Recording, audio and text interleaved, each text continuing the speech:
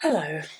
Well, this is rather a depressing video to have to make. You may remember in our council accountability video, round 4.5, where I very excitedly shared with you how well Colchester Council had done in reforming their ways about the unlawful searches. Well, I spoke too soon. We went back to the Environment and Sustainability panel the other week, only to find the unlawful searches as a condition of entrance to a public building and a public meeting had been reinstated.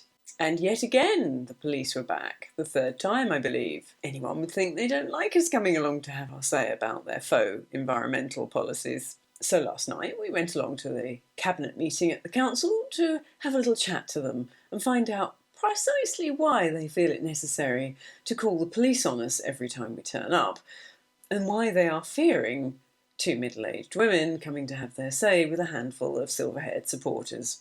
So if you're local to Colchester and you've been the victim of a serious crime and you just cannot find a police officer for love nor money, if it happens to be when there's an environmental and sustainability panel meeting, just tootle along to the town hall and that's where you'll find them.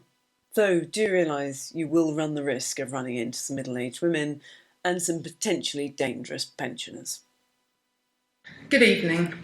I'm disappointed to have to be here again tonight. Searches as a condition of entrance to a public meeting in a public building are unlawful, an issue we thought Council had mitigated by hiring SIA licensed security staff. Initially, the SIA staff did act lawfully, so we were shocked to see the return of unlawful conditions of entry at the last Environment and Sustainability panel. Why hire licensed professionals, then instruct them to break the law? And why the police presence again? Tell us the basis upon why they were there. There's never been any threat of violence from anyone with us. Why would we hurt the very people who are here to serve us? Can Council clarify any basis by which these searches might be lawful in the obvious absence of threats? On the 4th of July, a member of the public came to speak about the searches we're forced to endure. Whilst the unlawfulness was conveyed, there wasn't time to explain what we go through. At the first meeting we attended, we weren't aware of council procedures. Our ignorance and frustration meant people tried to speak at once. It was noisy. It must have been difficult for council, but it was handled very well. The rules were explained and we abided by them. Councillors expressed their views, some of which were met with cheers of applause.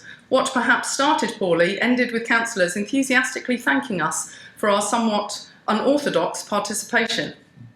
Why then, at the next meeting, were the public met by police in a full-body search and scan? The nature of these searches becoming increasingly aggressive. Pockets and their contents grabbed roughly, a lady having her trouser leg yanked up without consent, another having the scanner used to push her legs apart, her inner thigh touched by the device.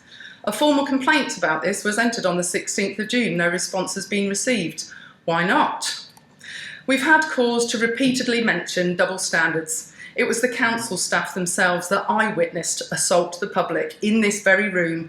A lady holding up an image of an EV bus fire, evidencing the speaker's claim, had fingers pushed firmly into her neck and shoulder in an apparent attempt to force her to stop. What reaction, I wonder, if one of us had done that to a councillor? Not that we would. We don't behave like that. Council's unfounded fears and prejudice should not be pandered to ahead of the law. No one is above the law, and this principle must be upheld and unlawful actions stopped. So who is it within this council instructing the security staff to break the law? Name them. If you cannot assure us right now that these unlawful entrance conditions will cease, then you leave us no alternative but to put in a formal complaint to the SIA about this council and report the door staff. Council's unlawful behaviour mirrors that which is happening in central government. We will not accept this abuse of our rights and liberties, which we are all morally obligated to defend. Thank you. I'm not going to have an attempt to try and establish who, round the table or away from this place, is responsible for what set of conditions, but I know that they're intended to be proportionate and in accord with whatever regulations and guidance and advice is available from the security industry, or indeed to us as part of the government process. So I do promise you that if you've not had a reply to a formal complaint of June, that you will get one. I will take a personal interest in what is said to you and to colleagues, and in the concerns you've expressed here. My last point, and I'll open this up for any other remarks from colleagues, was just this. Given that members of Parliament and councillors have been attacked at different times, and there have been murders and assaults, it's vanishingly rare, I agree, but there is no unfounded fear. There is a genuine concern from some that noise and what could feel like disruption might go worse. I'm not saying that's right, or it's not aimed at you, but just taking the principle, I'd hope you would accept that whilst I was ensure we have a look at this issue again, I'd ask you to acknowledge that there are concerns and they're born out of hard reality of what's happened elsewhere and can happen in some other places, perhaps even in this city. I appreciate that your argument is there, but changing laws and behaving unlawfully should not happen under the excuse of fear. We have watched the erosion of our rights under the excuse of fear for the last 3 years. So, like I say, there's trust issues here. If you're not letting the public attend a public meeting for any reason, it's breaking the law. Now, you might feel an acceptance to being searched, but there are people who've been abused, and I know of some people who are excluded because they won't put up with the searches. We are happy to have lawful searches. If you feel there's a threat to anyone who's from anyone who's coming into the building, we are not denying you a right to do that. But it is clear from the engagement you've had from some of us people that we are no threat. And it feels very much like a tactic to prevent us or to make it difficult for us. We have had 2 councillors come to us separately because we were aware there was no searches the first time we attended. We had 2 councillors came and stated that it was in response to us turning up. So please allay your fear. We're not here to cause violence, but we do want the unlawful action of council and the government to stop. The only way that's going to happen is us to make you accountable. Thank you.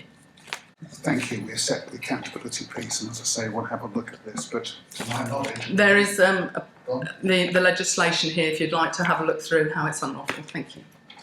I'll leave that here. We'll take proper advice on that. To our knowledge, it's not unlawful. If it was, we shouldn't be doing it. There should be shared ground between us. So we'll take this away. We'll have a look at this. I will come back to you. Thank you. Unlawful behaviour seems commonplace, so we are challenging that. Thank you.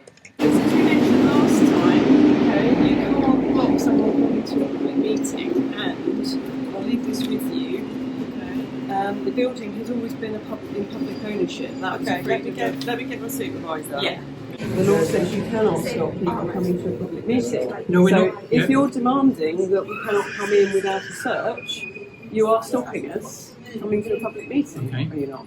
No, we're not. We're not. We've just imposed some conditions of entry to the building, which is normal practice for a building to have conditions of entry, and we're just enforcing those. Not public for events. It's for events, yes. For events. Yeah. But this is a public meeting. It is a public meeting. We're very welcome to attend it. The condition of entry is that you submit to a Yeah, search. but this is for events. This is not for public meetings. It's for all events that take place. No, in it's town. not. Events and meetings are completely 2 different things. Okay, you might say that, But I'm if you're still- stopping us from coming in, you're breaking the law. And this was updated in 2021. Fair so enough. it is up Fair to enough. date. I'm still going to stick with No, my guns. that's your Okay, thank you. Thank you very much. So your final position is that you're not going to follow this legislation, that you're going to stop us coming in unless we agree to search. I am going to go. So you said that your conditions of entry supersedes the legislation from Parliament. So under duress, Legislation from Parliament says that we must not be. You're going to go to the search. Thank you. Thank you very much. So is there specific items you're looking for then? Yes, there are. We're looking for all sorts of things. So Like, yeah, anything that could be used as part of a search. It's all listed up there, actually. Anything that could be used as part of a demonstration. Yeah. Any weapons, any illegal substances, all Yeah. the usual things. okay, well, The extra items we tend to look out for are things that might be used as a demonstration. So, for the record, I have absolutely no issue whatsoever with them searching me, should they so wish. What I have an issue with is the legality of it. So, if they give me a choice, I've always said yes. But when we're forced into it, it's the lawfulness of it all. Now, that might sound very petty in that we're splitting hairs, yada, yada, yada, but if you give them an inch, they take a mile. So, we're taking our inches back, is what we're doing. That's the purpose of all of this. Because having read all of the future plans with absolute zero, net zero policies, etc., we really need to gain some inches here, because the things that are coming down the pipe are going to be very life-changing, and I don't think anybody's going to be happy with them. So that's why we're hammering so hard on what may appear to be just an inconsequential thing, it's not. It's the principle that we're trying to show, that they are accountable and we will hold them to account on absolutely everything. So it will be interesting to see what happens at the next Environment and Sustainability panel. Police or no police? Place your bets in the comments below.